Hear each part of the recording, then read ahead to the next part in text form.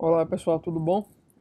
Vamos continuar com nossa temática do mês. Nesse vídeo vamos falar sobre Era da Informação. São elementos básicos que a gente precisa até chegar na teoria dos sistemas. Então serão dois vídeos.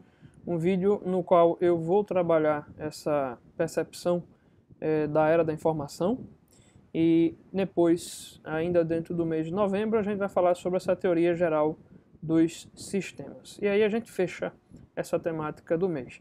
É importante frisar, né? Não haverá live agora em novembro, mais uma vez, por questões de disponibilidade realmente. Conforme já era compartilhado com vocês, o meu filho nasceu. E estamos aqui nessa segunda onda de pandemia, muito cautelosos e muito reservados.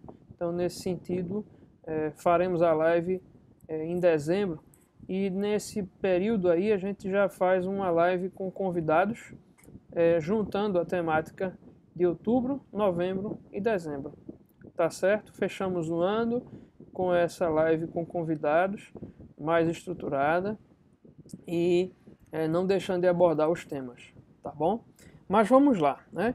Vamos iniciar nossa conversa sobre a tal Era da Informação. Pois bem, meu povo, é importante a gente frisar o seguinte, né?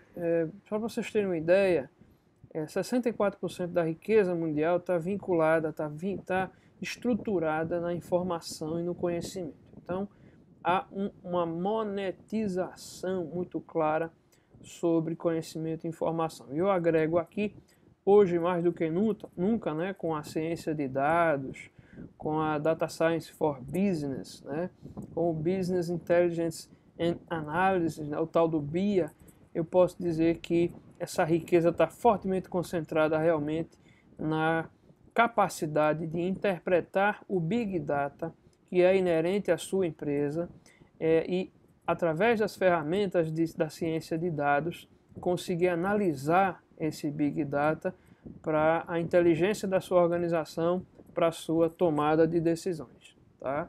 E aí um exemplo do slide são o valor das marcas, né? Aqui está faltando entrar Netflix e Amazon, porque são históricas, né, essas outras marcas em termos de valor. Né? Então, mais do que nunca, né, a gente tem aí uma produção de mais de 1 terabyte de informação original por ano. Só para vocês terem uma ideia, se nós estivéssemos na Idade Média, o que a gente produz de conhecimento original por ano seria algo que um homem da Idade Média levaria cerca de 50 anos para produzir.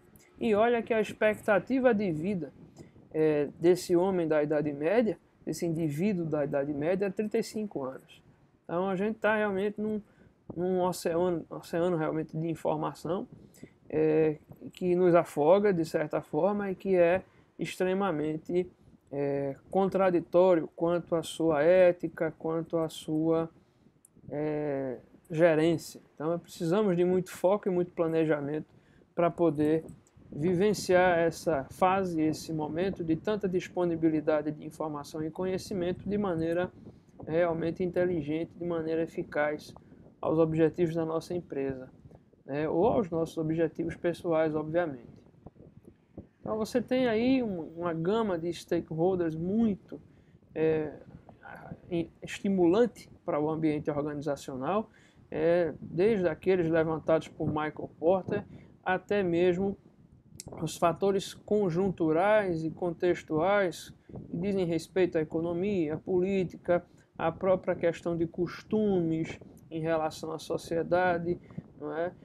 Ao contexto socioambiental e, obviamente, né, ao que nos afeta no momento, que é a questão da pandemia do Covid-19, sobremaneira nessa segunda onda, que parece trazer de novo a ameaça de um lockdown, e a economia, como vai ficar nesse contexto. Antes dela viram as vidas, com essa percepção da preservação da vida, enquanto essa vacina não chega, também há a questão de preservação de capacidade mínima financeira das famílias para sobreviverem. Então é um paradoxo difícil que poderá ser melhor apurado e decidido a partir realmente de uma análise de dados, de uma análise preditiva, né? Essa seria a nossa questão mais importante a ser pensada dentro dessa empresa contemporânea, né? Então a gente vai ter paradigmas para serem contemporizados, como esse que eu acabei de trazer para vocês. A gente vai ter a teoria geral dos sistemas, não é? E a gente vai ter os sistemas de informação em si. Tudo isso demanda gestão, meu povo. Gestão.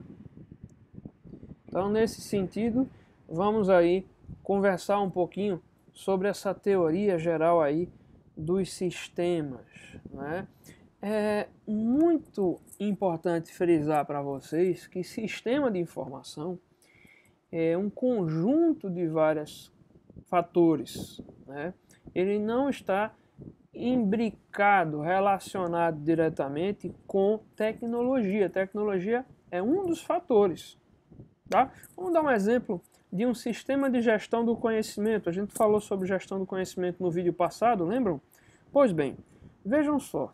Se eu, enquanto gestor financeiro de uma determinada empresa, tiver um caderno de matérias, e para cada gestor da minha área financeira, eu delimitar uma matéria e pedir que ele registre as decisões tomadas durante a semana e a relação delas com os problemas que as demandaram, e ao longo de 6 meses eu vou ter um banco de conhecimento registrado em papel com caneta. E isso, a princípio, não demandou nenhum elemento informático, nenhum elemento maquinal no contexto eletrônico, no contexto de telecomunicações. Isso foi uma filosofia adotada na nossa gestão.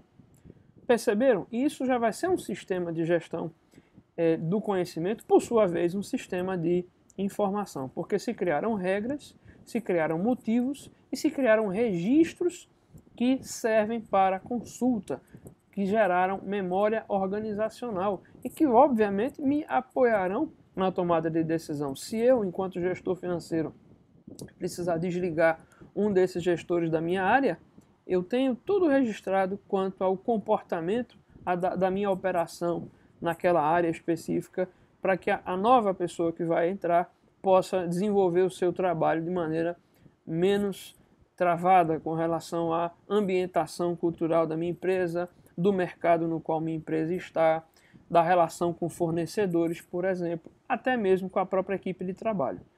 Então vejam o quanto isso é fundamental quando o elemento, quando a métrica é uma gestão eficaz. Vamos continuar o nosso material e nessa feita entender que nós somos preparados enquanto seres cognitivos para fazer inferências. O que é isso? Né? É a interpretação do mundo. Né? Como está colocado aqui, é uma operação intelectual pela qual se passa de uma verdade a outra, julgada tal em razão de sua ligação com a outra. Eu comentava com vocês, nós temos 3 definições básicas aí, dentro da perspectiva de um autor chamado Bertalan Fly, que é o autor da teoria dos sistemas, que a gente vai conhecer mais à frente. Dado é um fato bruto. Eu citei até o exemplo do número 38, que pode ser uma distância, uma temperatura, um calibre de uma arma, pode ser o que eu quiser. No momento em que eu atribuo sentido para esse número, ele deixou de ser um dado e passa a ser uma informação. Então, 38 graus centígrados. E no momento em que uma informação é transformada por outra informação, eu tenho conhecimento. Ou seja, vejam aqui a operação intelectual pela qual se passa de uma verdade a outra. Então, 38 graus centígrados passou a ser a temperatura de São Paulo no mês de janeiro. Então, houve uma mudança. E essa razão da ligação da temperatura com, enfim, a cidade, a estação do ano, me gera a capacidade de deduzir. Então, essa é a primeira percepção importante quanto ao nosso contexto cognitivo, nossa capacidade intelectiva e o vínculo dela com a teoria geral dos sistemas. Né? Então, olhem, nós somos treinados para criar uma inferência primária. E se nós fizermos uma observação, nós poderemos enxergar mais de uma visão, ou interpretação ou inferência a partir do grau de aprofundamento. Então, nessas 3 imagens, nós podemos ver aí um hexágono, né, com a junção de 6 triângulos isósceles, na verdade, ou melhor, desculpe, equiláteros, né? Eu posso ver um cubo, né, central aí, ou também posso até ver o símbolo da administração, se vocês quiserem aí fazer essa interpretação, e eu posso ver mais uma vez um hexágono, mas com a formação onde eu tenho 2 trapézios e 3 triângulos de lados diferentes, né? Então, essas 3 leituras que eu trouxe para vocês, elas representam na minha inferência primária o mesmo objeto, porque tudo isso, todas essas 3 imagens são de um cubo, visto de ângulos diferentes. Então, nós criamos realmente o que vemos.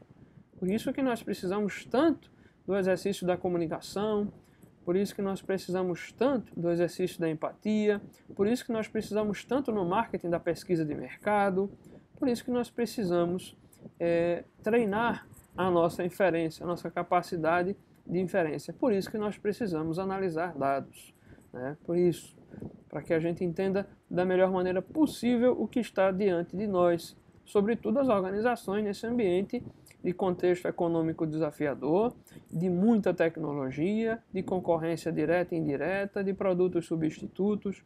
É muito delicado esse ponto e nem sempre percebido pelos gestores, né? E passam a ser mais bombeiros que apagam incêndio do que efetivamente gestores na essência da palavra, né? E aí a gente vai construindo do ambiente, né, de fora para dentro, através dos nossos sentidos, né, na construção, no perfil da nossa lógica, da nossa visão lógica. E aí a gente cria uma representação para o que a gente vemos. A gente consegue apreender o mundo em uma imagem mental, né? Isso é um ponto muito delicado. A abstração da nossa mente passou a conseguir resolver, vamos dizer assim, o problema. E a gente consegue trazer o que é complexo a algo visível ou interpretável ou possível de ser compreendido. Imaginem vocês se, ao estarem parados no engarrafamento, vocês, no campo de visão que vocês têm, vocês pudessem apreender cada detalhe de cada carro, cada placa de cada carro. Seria possível isso? Bem, a menos que vocês sejam gênios ou disponham de algum tipo de equipamento eletrônico que faça a fotografia de tudo e traga tudo para vocês a hora que vocês precisarem, isso seria impossível. Então o que vocês compreendem é que estão em um engarrafamento e que estão envolvidos em vários carros dentro de uma determinada avenida em relação ao destino de vocês. Então é isso que a gente consegue reduzir. Essa complexidade se torna, vamos dizer assim, percebida porque eu percebo partes que vão ser relevantes para mim, eu apreendo essas partes e enfim eu chego a uma imagem interna. Eu não sei se foi muito complexo essa leitura, mas é do macro para o micro em relação ao que você precisa apreender. E eu acho muito importante trazer um outro ponto. As empresas precisam pensar dessa forma, porque óbvio que elas têm que analisar todas as variáveis que puderem, mas elas precisam estar sempre centradas nos seus objetivos. No caso do exemplo do engarrafamento, o seu objetivo é chegar num ponto B, num destino. Então, para isso, você vai ter que observar quais serão, abre aspas, os obstáculos, os atalhos possíveis, as informações que o seu aplicativo de localização te dá, um contato que você precisa fazer com a pessoa com quem você vai se reunir, informando que você vai ter algum tipo de atraso. Você vai puxando o que é importante para você. A empresa precisa também buscar o que é importante para ela. Senão, ela não vai conseguir, em tempo hábil, tomar uma decisão que possa ser crucial para a sua alcance do seu objetivo. Enfim, essa é uma percepção muito importante. É importante a gente entender, e a gente vai antecipar aqui já um conceito, que a visão sistêmica, ela parte do princípio de que se eu compreendo, entendo, conheço as partes, eu vou compreender, eu vou ler o todo. Não significa que eu seja especialista em tudo, mas eu entendo sistemicamente como tudo deve funcionar, como tudo deve se interrelacionar. Essa é a grande sacada, né? continuando aí no nosso material, né, a gente vai fazer as nossas leituras. E aí a gente apresenta o famoso paradigma de entrada e saída, onde eu tenho entrada, o input, o processamento, a saída, né, o output, e a retroalimentação, que é o feedback. Vejam, isso é um processo, é uma representação de um processo. E como eu já disse a vocês, processo é a menor unidade de valor informacional de uma organização e do seu cotidiano, né? Imaginando a teoria do Você SA, tudo pode se aplicar para o nosso contexto de processo. No paradigma de entrada e saída, eu vou ter a interação de dois sistemas, né? Eu tenho um sistema que é um ambiente, é externo, e vai ser identificado, tá certo? Ele vai demandar uma saída e ele também vai oferecer informações para uma entrada, né?